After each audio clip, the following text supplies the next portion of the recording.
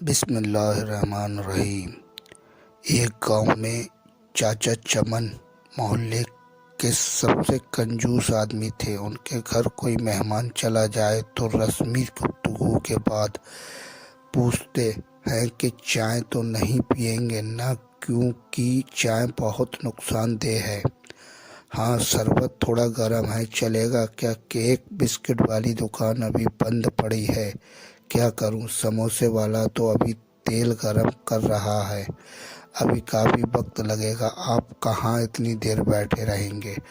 بیچارہ مہمان یہ سن کر شرمندہ ہو جاتا۔ ایک دن دوپہر کو کسی فقیر نے ان کے گھر کا دروازہ کھٹکھٹایا۔ چاچا چمن نے دروازہ کھولے بغیر پوچھا، کون ہے؟ فقیر بولا، بیٹا مہربانی کرو، مجھے کچھ پیسے دے دو، میرے پاس سبزی ہے، روٹی خرید کر کھا لوں گا۔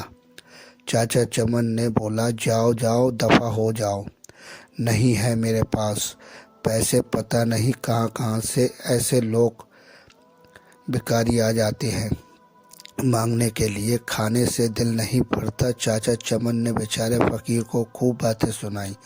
فقیر مایوس ہو گیا، آخر اس کی زبان سے بددعا نکلی، اللہ تجھے ہمیشہ کھانے سے دور رکھے، تو بھی کچھ نہ کھا سکے۔ اتنا کہہ کر وہ فقیر وہاں سے چلا گیا۔ کچھ دن بعد چاچا چمن کے پیٹ میں شدید درد اٹھا۔ درد اتنا شدید تھا کہ وہ تڑپ اٹھا۔ گھر والے ان کو ہاسپٹل لے گئے۔ ہاسپٹل میں چاچا چمن کے مختلف ٹیسٹ ہوئے، آخر پیٹ کے درد کا پتہ چل گیا۔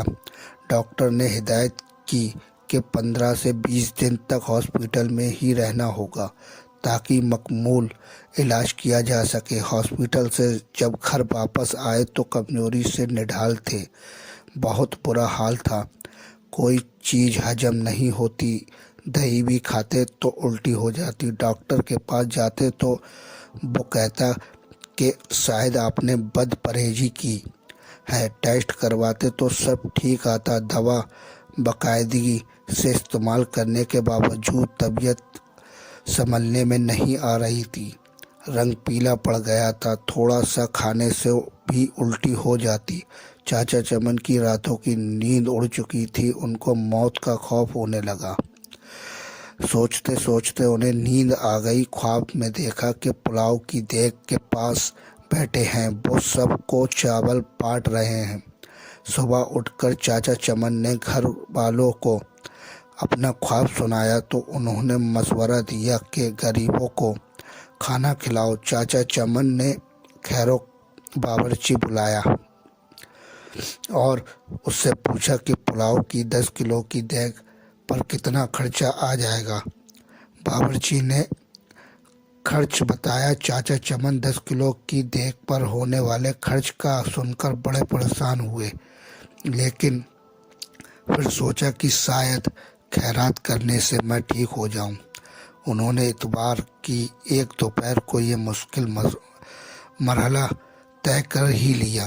محلے کے نوجوانوں کی مدد سے محلے داروں اور غریب لوگوں کو کھانا کھلایا۔ چاچا چمن اب کافی پرسکون رہنے لگے، لیکن جب اس فقیر کا خیال آتا تو پھر وہی منحوس درد شروع ہو جاتا۔ کئی دن ایسے ہی بیت گئے۔ ایک شام کو کسی فقیر کی آواز آئی، اللہ کے نام پہ دے دو بابا۔ چاچا چمن بھاگ کر گئے تو دیکھا کہ وہی فقیر کھڑا تھا جس نے انہیں بددعا دی تھی۔ چاچا چمن اس فقیر کا ہاتھ پکڑ کر اپنے گھر کے اندر لے گئے۔ فوراً ہی انہوں نے اپنے بڑے لڑکے کو ہوٹل سے کئی قسم کے کھانے لانے کے لیے بھیجا۔ کچھ ہی دیر میں لڑکا ہوٹل سے بہت سے کھانے لے آیا۔ چاچا چمن اور فقیر نے پیٹ بھر کر ساتھ میں کھایا وقت فقیر بہت خوش ہوا۔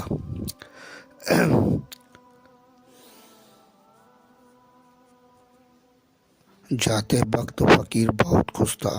ایک ہفتہ علاج کے بعد چاچا چمن مکمل طور پر صحت یاب ہو چکے تھے۔ پیارے دوستو، اگر آپ لوگوں کو ہماری یہ پوسٹ پسند آئی ہو اور اگر آپ کو اس پوسٹ سے کچھ علم حاصل ہوا ہو تو نیچے دیے گئے شیئر بٹن کو دبا کے برائے مہربانی اس پوسٹ کو شیئر ضرور کر دیں۔ جزاک اللہ۔